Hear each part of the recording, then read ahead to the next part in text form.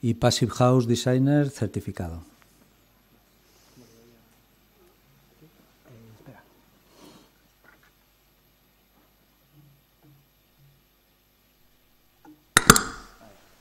Hola. Vale, sí. Bueno, buenas tardes. Os voy a hablar un poco de los sistemas de amortización y financiación de la rehabilitación en edificios. Antes de hablaros de los sistemas y de las formas de amortización que tienen los edificios, me gustaría hablar un poco de por qué es necesario invertir en la rehabilitación energética. Porque, en principio, si no hay ningún problema, no debería ser necesario imponer la rehabilitación energética. Hay una serie de problemas en los edificios y en la sociedad que hace que sea necesaria esa rehabilitación energética. Por un lado es el estado de las viviendas. Es necesario que haya una mejora en el estado de las viviendas, por tanto en la conservación. Hace falta mejoras en la accesibilidad. Hay métodos que quieren evitar la contaminación para que este sea un mundo mejor. Y hace falta mejoras de eficiencia energética puras que nos permitan ser rentables en la comunidad de vecinos y en todos los ámbitos de la vida. Nuestra sociedad también demanda la rehabilitación energética. Este es un estudio de la Asociación de Ciencias Ambientales de Madrid. En él se detallan dos índices. El índice de ingresos, de salarios que tienen los españoles. En 2008, debido a la crisis, empezó a bajar el índice. Sin embargo, el índice de gastos de energía subió hasta un 150%. Por tanto, la pobreza energética es algo que a muchas familias les interesa. Esto hace que en este gráfico que sale a continuación podemos ver como hogares en la línea naranja de puntitos, vemos que hay en torno a un 17% de hogares que necesitan más de un 10% de ingresos para la energía doméstica. Y un 10% de los hogares son incapaces de mantener una temperatura adecuada en sus hogares. Por otro lado, y otra necesidad por la que se fomenta la rehabilitación energética es la evolución de los costes de energía. Hasta hace unos años estas curvas eran como muy exponenciales y muy hacia arriba. Esta en concreto, que es una curva de evolución de costes de la energía eléctrica, está dividida en dos zonas. Una, el término variable de la energía en rojo y el término fijo en azul. Aquí Endesa o las eléctricas nos engañaron un poco y subieron el término de potencia bastante y bajaron el término de energía. Por tanto, aparentemente, si ves una lectura de los últimos años, hay una pequeña tendencia hacia abajo. Sin embargo, si coges el interanual de la evolución de los precios de la electricidad, es un 6% interanual entre 2008 y 2015. Ahí va, espera. Vale. Y un dato más, la luz en noviembre de este mes ha subido un 3,5%. Por tanto, esta curva poco a poco volverá a seguir subiendo y ese índice de un 6% interanual, que es algo normal en la evolución de electricidad, pues se va a seguir manteniendo. La evolución de costes de energía gasoil y gas, bueno, esto es otra. Aquí sí que hay una tendencia real a la baja, pero bueno, es debida muchas veces al efecto del fracking y políticas e intereses políticos que hacen que se haya bajado el precio del petróleo. El gas es el elemento más sensible para las viviendas, ya que genera electricidad y calefacción. Y muchas veces no nos damos cuenta de que quien maneja estos precios son gente como que puede hacer lo que quiera con la evolución de precios. Por tanto, lo mejor para las viviendas, para la sociedad en general, es que no se pierda esa energía. Y por tanto, de ahí la rehabilitación energética. Vale. Voy a hablaros de dos tipos de amortización que se tienen en cuenta en la rehabilitación energética. Una es la amortización simple. Como su nombre indica, pues es algo muy sencillito. Es el cociente entre el coste neto de la inversión. El coste neto de la inversión es el coste de las obras menos, si hay alguna subvención, pues bueno, se le resta. Y el cociente entre el coste neto de la inversión y el ahorro neto anual. En esta obra en concreto tenemos una obra de 49.000 euros, que había una subvención de 3.000 euros y hay unos ahorros anuales de 7.000. Por tanto, hay un payback simple de 6,61. En este tipo de amortización no se tiene en cuenta ni los incrementos del precio de las energías, ni se tiene en cuenta el IPC, ni se tiene en cuenta mantenimientos, que al final son cosas que hacen que la amortización sea más real a la propia realidad de la amortización. Por tanto, cuando hablamos de rehabilitación energética en estudios ya más avanzados, tenemos que hablar de valor actualizado neto, ¿vale? El VAN. El VAN es el ahorro energético actualizado, que ahora diré lo que es, menos el coste de mantenimiento actualizado y menos el coste neto de la inversión. Vale, de estos 3 puntos, el coste neto de la inversión está fácil, es el coste de la inversión menos las ayudas, que era lo mismo que en el payback simple. El ahorro energético actualizado es el ahorro energético anual al que se le añaden o se maximiza por el precio del incremento del precio de la energía y se disminuye por una tasa de descuento que es igual al interés nominal del banco que me da la inversión menos la tasa de inflación, el IPC. Esto en un ejemplo se ve mucho más sencillo. Y un coste de mantenimiento actualizado, que sería el coste de mantenimiento que voy a tener durante una serie de años, va a tener un IPC. Entonces el mantenimiento se me va a ir incrementando. Bueno, en el mismo ejemplo que estábamos antes, tenemos una obra de 49.000 euros. Un coste de mantenimiento anual de 200. Vamos a suponer que es la renovación de una envolvente, que hay que pintar la fachada cada 10 años y empleamos 2.000 euros. Hay un incremento del precio de la energía de un 6%, una tasa de inflación de un 1,2% y un tipo de interés bancario con el que vamos a pagar ese crédito de un 5%. Entonces, en esa operación, digamos, el primer año tendríamos el ahorro generado más el ahorro generado por el incremento del precio de la energía menos la diferencia entre el interés nominal del banco del préstamo y el IPC. Finalmente tendríamos que ese año es 7.226 el ahorro real. A ese ahorro real habría que restarle el mantenimiento, que cada año va a tener un incremento en IPC. Digamos, el VAN es una simulación dinámica de amortización y hay que hacerla como con una tabla Excel, simulando año a año cuando va siendo el acumulado del coste de la inversión. Hay un momento, si veis, el coste de proyecto empieza en negativo y hay un momento que conforme las ayudas o las subvenciones que pueden aparecer en el año 1 o en el año 3, que en el payback simple no podías regular en qué año tenías la subvención, digamos, hay un momento en el que pasa de negativo a positivo. Eso sería, digamos, el VAN, que aproximadamente está en 5,2 años. Esto en la otra inversión eran 6,66 debido al incremento en precios de combustible, pues bueno, y esas diferencias que hacen que este tipo de amortizaciones sean más reales y que son las que hace falta hacer para la financiación. Bueno, voy a hablar de modelos de financiación de rehabilitación. Bueno, hay otra cosa que es el TIR a la hora de amortizaciones, pero bueno, yo creo que con que tengáis claro que hay que hacer un análisis dinámico VAN más que un payback simple para análisis más concretos, o sea, digamos, más específicos, yo creo que es suficiente.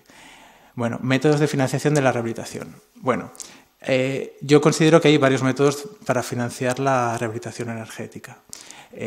Principalmente el clásico, yo pido un préstamo a un banco y me lo da, se puede matizar y ser una posible financiación, siempre y cuando haya dos preceptos.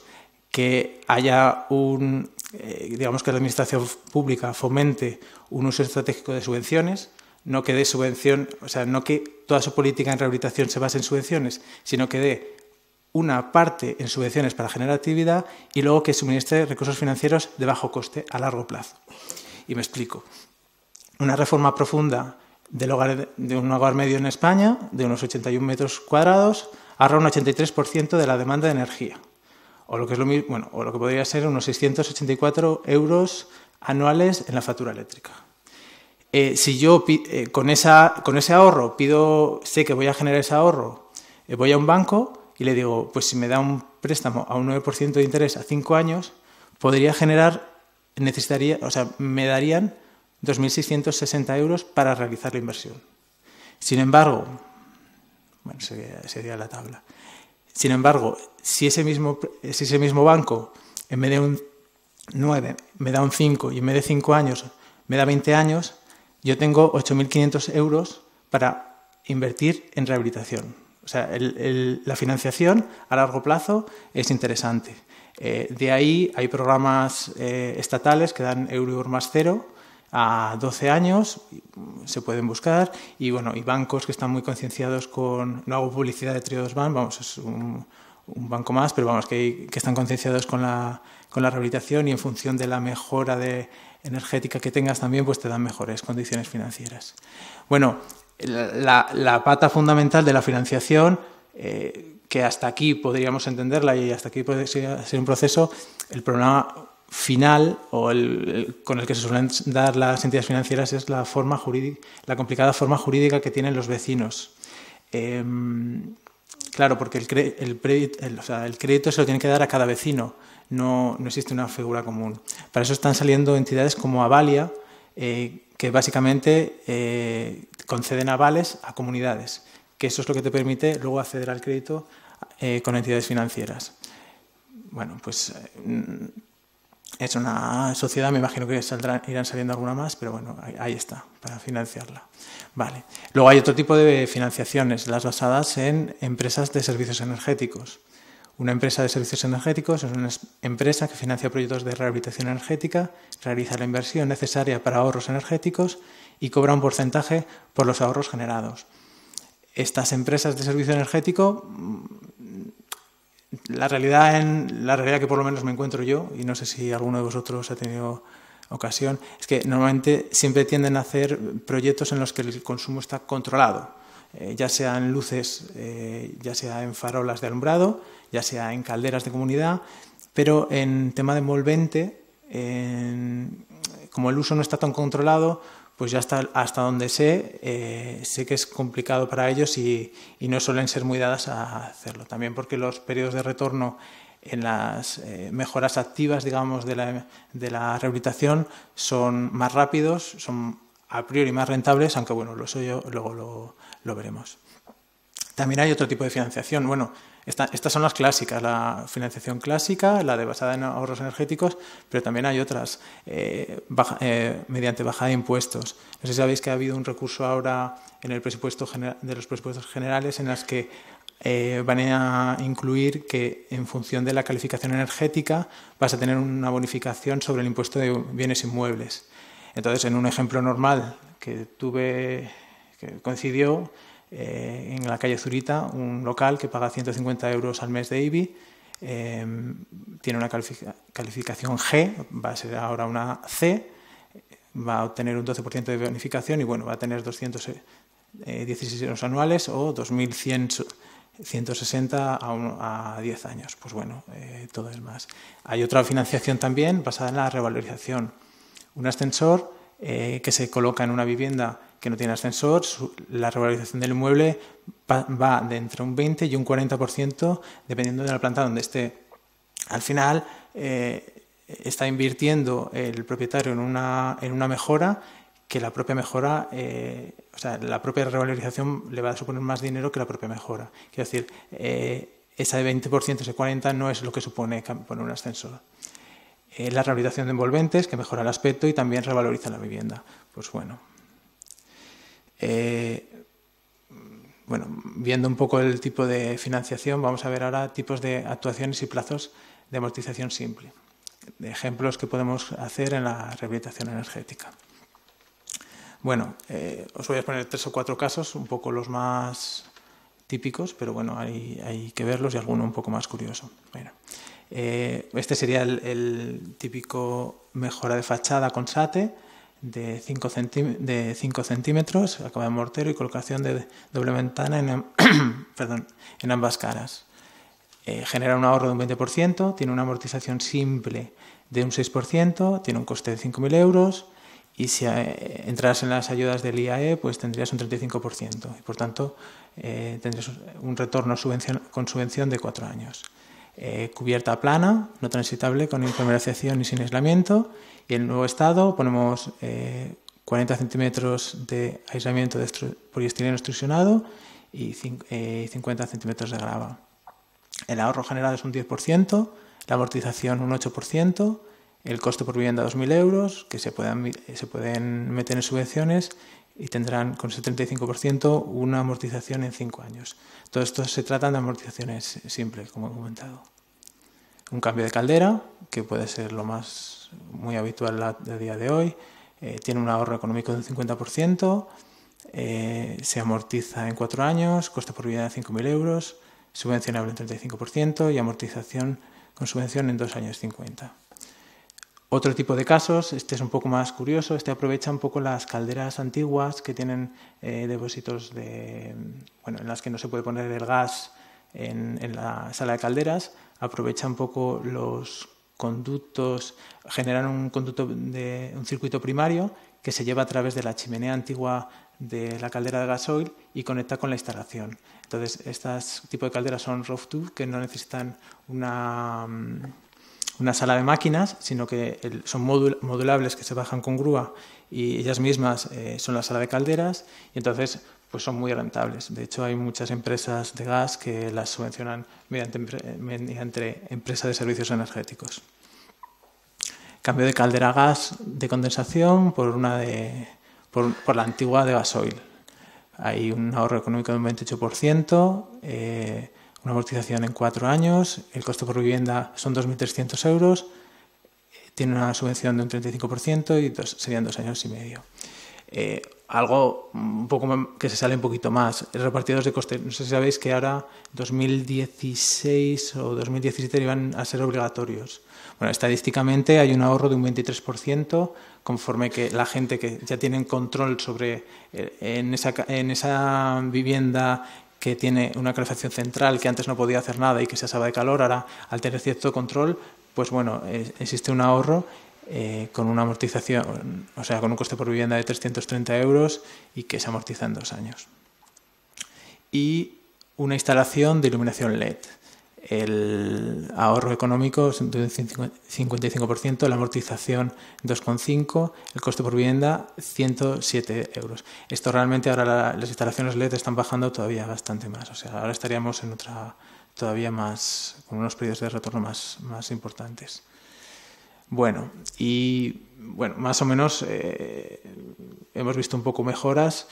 Yo querría hacer una pequeña reflexión. Yo ya sé que no sé si os habéis fijado, que los periodos de retorno en las mejoras activas siempre son mucho más cortos. Sin embargo, son amortizaciones simples. Si fuéramos a amortizaciones de valor de BAN, ahí habría que incluir el mantenimiento que tienen las instalaciones. Por otro lado, cuando un hogar que no llega a fin de mes, aunque tenga la mejor caldera del mundo y más eficiente, si no puede poner la caldera, va a pasar frío. Sin embargo, si usa métodos pasivos, el método queda ahí. Da igual que no le pongas calor, él no va a pasar frío. Y un ejemplo, la Universidad de Copenhague en 1973 construyó el denominado primer edificio pasivo de Europa. A los 10 años, el edificio sigue funcionando como edificio pasivo, sin embargo los métodos activos, las placas renovables que pusieron, a los 10 años se estropearon y ya no han vuelto a ponerse. Entonces, un poco las casas o las rehabilitaciones yo las pienso más como envoltorios y menos como una cosa que tenga muchos gadgets incorporados que puedan dar elementos que son muy eficientes en ese momento, posiblemente muy baratos, pero que dentro de 2 años van a sacar una caldera mejor, unas placas mejores, más eficientes y sin embargo rehabilitar mediante elementos pasivos, ya sea aislamientos o ya sea tratando infiltraciones, yo entiendo que es más rentable a largo plazo. Y por último, pues bueno, la amortización es importante, los números son importantes, pero bueno, el confort y el estar a gusto en su casa pues es también muy interesante. Bien, pues muchas gracias.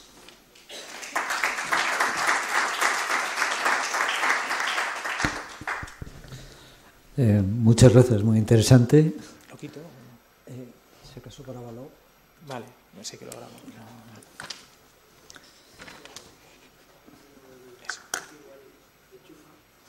No, que ya lo he quitado. Es que estaba en... No, que ya lo he dejado en el escritorio.